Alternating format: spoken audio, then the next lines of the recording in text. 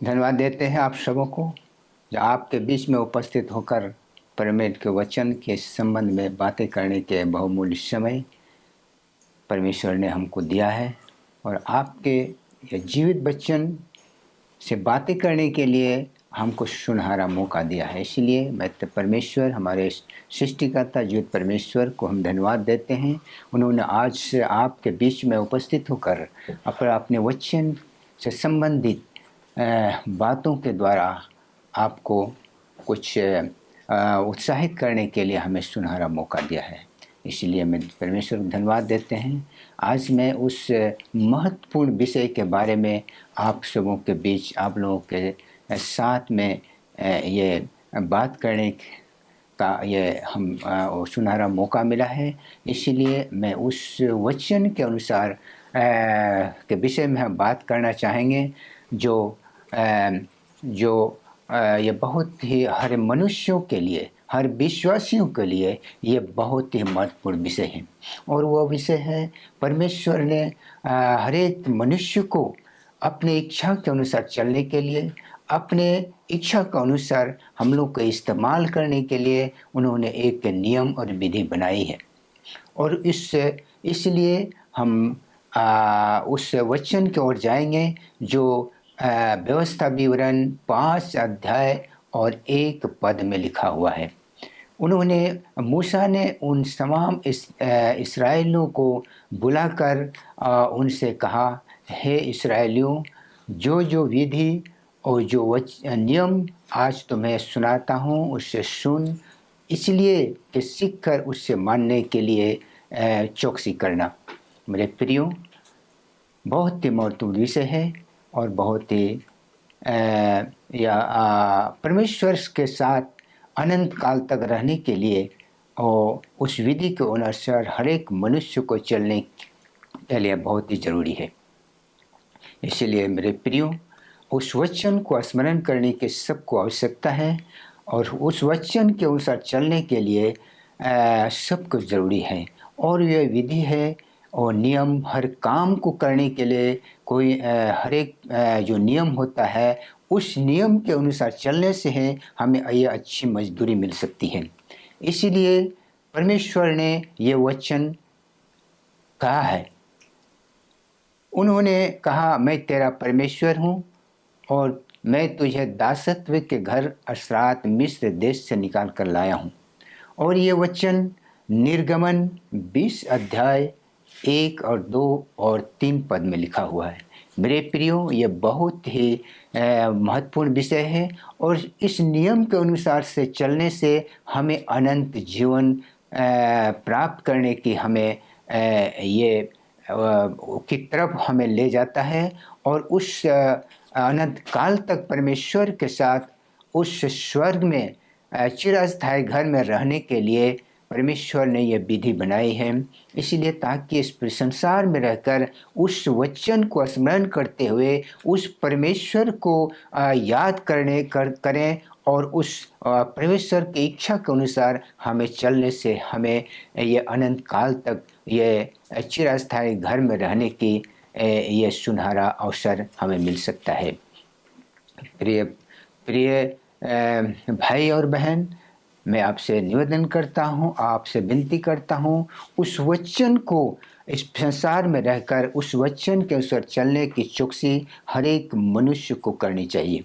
जो वचन परमेश्वर ने अपने पवित्र शास्त्र में लिखा है और जिस वचन को हम लोग जो सीखे हैं और जाने हैं, ये हमारे हर मनुष्य के लिए वचन कितनी कीमती है और कितनी महत्वपूर्ण है।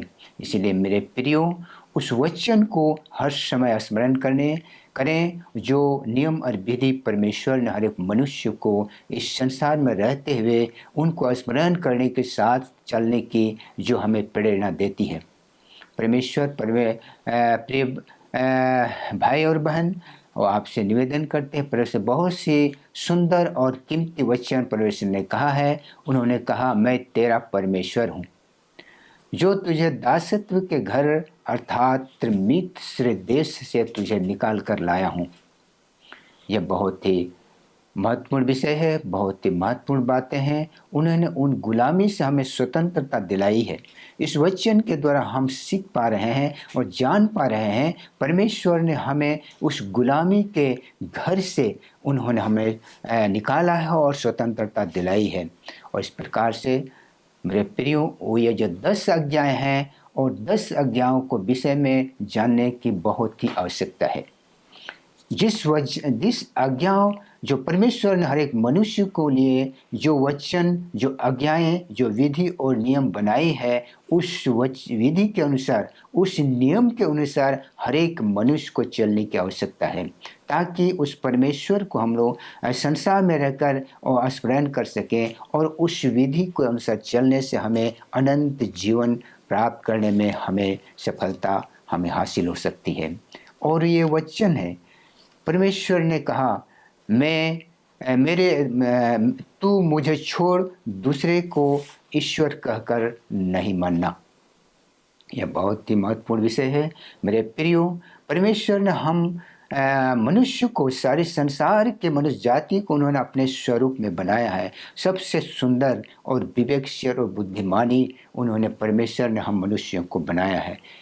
परमेश्वर ने अपने स्वरूप में, अपने सूरत में, अपने शकल में बनाया है। ये कितनी महत्वपूर्ण बातें हैं। इसीलिए हम हर एक मनुष्य को उस परमेश्वर के वचन को स्मरण करते हुए, उस परमेश्वर को याद करते हुए इस संसार में चलने की आवश्यकता है, ताकि हम उस अनंत जीवन के हकदार हो सकें और चिरस्थायी घर में पिता परमेश्वर के साथ अनंत काल तक खुशी से जीवन व्यतीत कर पाएं। मेरे प्रिय मित्रों, और उन्हें कहा, अपने लिए कोई मूर्ति खोद कर नहीं बनाना, क्योंकि परमेश्वर ने अपने लिए हम सारे मनुष्य को बनाया है। इसीलिए अपने लिए कोई मूर्ति खोद कर उसको उपासना करने के लिए हमें बनाने की आवश्यकता नहीं है, क्योंकि परमेश्वर ने हमें बहुत ही सुंदर और विवेकशील व्यक्ति बनाया है और उस परमेश्वर को स्मरण करते हुए अपने संसार में रहकर जीवन को व्यतीत करने की यह बहुत जरूरी है। उन्होंने कहा, तो अपने परमेश्वर का नाम व्यर्थ न लेना। अपने परमेश्वर का नाम को व्यर्थ नहीं लेना, यह बहुत ही महत्वपूर्ण विषय है। इसीलिए कि उन्होंने हर एक मनुष्य को अपने लिए बनाया, अपने लिए बनाया। इसलिए उस परमेश्वर को उपासना करने की हर मनुष्य की आवश्यकता है। उन्होंने कहा, विश्राम दिन को पवित्र मानकर उसे स्मरण करने की आवश्यकता है। उन्होंने जिस दिन जो पृथ्वी के सारी चीज़ों को सृष्टि कर उन्होंने अंत के दिनों में उन्होंने विश्राम किया। इसलिए परमेश्वर ने कहा, विश्राम दिन को स्मरण करने के लिए स्मरण कर। इसलिए हम सारे मनुष्य को उस परमेश्वर के बनाए हुए विश्राम दिन को स्मरण करने की आवश्यकता है, और ताकि हम एक दिन उस परमेश्वर को स्मरण करने के लिए और उसके विधि को पूरा करने के लिए अपने सारे काम को छोड़कर परमेश्वर की आराधना करने के लिए हम अपना समय को निकालें। इसलिए परमेश्वर ने उस पवित्र दिन को ठहराया है, जिस दिन को उन्होंने विश्राम किया, वो विश्राम दिन कहलाया। इसलिए हर संसार में रहने वाले प्रेमेश्वर से प्रेम करने वाले लोगों को उस दिन को पवित्र करने की आवश्यकता है मेरे प्रियो। और उन्होंने परमेश्वर ने कहा कि तू अपने पिता और अपनी माता का आदर करना। कितनी महत्वपूर्ण विषय है। उन्होंने अपने माता और पिता को आदर करने की सलाह दे रहे हैं, ताकि हम उनके प्रेम को एक दूसरे को सामने में प्रकट कर सके, उनको समझा सके, उनको बता सके, उन अपने माता पिता के आदर करने के फलस्वरूप एक दूसरे को भी मार्गदर्शन दे पाएँ, ताकि वो भी जो परमेश्वर से दूर हैं, जो परमेश्वर से, जो शैतान के गुलाम में हैं, वो भी उस परमेश्वर के प्रेम को समझ पाए और इस प्रकार से परमेश्वर की विधि और नियम के अनुसार चलने के लिए अपने आप को तैयार करें मेरे प्रियो। और उन्होंने मनुष्य के लिए एक विधि बनाई है। उन्होंने कहा कि खून न करना। परमेश्वर ने मनुष्य के लिए बहुत ही महत्वपूर्ण ये नियम और विधि बनाए हैं। उन्होंने कहा कि खून न करना, और उन्होंने कहा कि व्यभिचार नहीं करना, और उन्होंने मनुष्य के लिए ये बनाया है कि चोरी नहीं करना। यह बहुत ही गलत चीज़ है, गलत विषय है, गलत काम है। और जो ये ऐसा करते हैं वो परमेश्वर के विरोध काम करता है और दंड के भागी होने का अधिकारी होता है, और वो अनंत काल अनंत जीवन पाने से वो वंचित हो जाते हैं। और उन गलत काम करने वालों के लिए परमेश्वर ने ये आग का कुंड बनाया है। जो परमेश्वर के नियम के विरुद्ध चलते हैं और उनको दुख पहुंचाते हैं, वो परमेश्वर ने उन लोगों के लिए वो आग का कुंड बनाया है, और जहाँ उनका अपने फल का कर्म करने का फल भोगने का ये उनके लिए वो जगह है। और परमेश्वर ने कहा वो नियम और विधि परमेश्वर ने बनाया है। उन्होंने कहा कि तो किसी की संपत्ति का लालच नहीं करना, किसी की स्त्री का लालच नहीं करना, न किसी के दास और दासी का लालच करना, किसी के किसी भी प्रकार के संपत्ति का लालच नहीं करना। लेकिन मनुष्य ने उस परमेश्वर के विरुद्ध जो काम करता है, उन परमेश्वर के नियम के विरुद्ध जो चलता है, जो शैतान के गुलामी में चलता है, और उन वैसे लोगों के लिए परमेश्वर ने यह आग का कुंड बनाया है। और उन वैसे गलत काम करने वाले और परमेश्वर के नियम के विरुद्ध चलने वाले लोगों के लिए वो जगह है। परंतु जो परमेश्वर से प्रेम करते हैं, परमेश्वर के नियम और विधि को के अनुसार इस संसार में रहकर चलते हैं, वो अनंत काल तक उस चिर अस्थायी घर में परमेश्वर के साथ अनंत काल तक प्रेम के साथ रहने के यह शुभ अवसर मिलता है। इसीलिए मेरे प्रियो, जो वचन परमेश्वर ने बनाया है, जो विधि और नियम परमेश्वर ने बनाए हैं, जो 10 आज्ञाएं परमेश्वर ने बनाया है, उस नियम के अनुसार, उस विधि के अनुसार, उस नियम के अनुसार हर एक मनुष्य को चलने की आवश्यकता है, ताकि हमारा प्रेम उस हमारे प्रिय हमारे सृष्टिकर्ता परमेश्वर के साथ बने रहे, और अनंत काल तक हम उस चिरस्थायी घर में आनंद के साथ उस समय को हम व्यतीत कर पाए।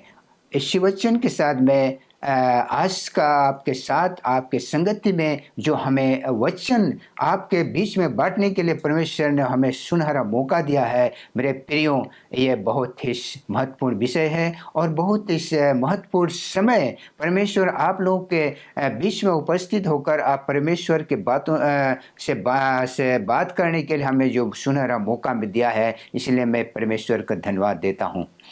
और मैं आशा करता हूँ कि आप जो वचन सुने हैं वो उसके अनुसार चलने में आप अपने आप को, अपने मन को, अपने दिल को तैयार करें, ताकि वो अनंत का जीवन प्राप्त करते हुए आप अनंत काल तो उस चिरस्थायी घर में परमेश्वर के प्रेम में रहने पाएँ।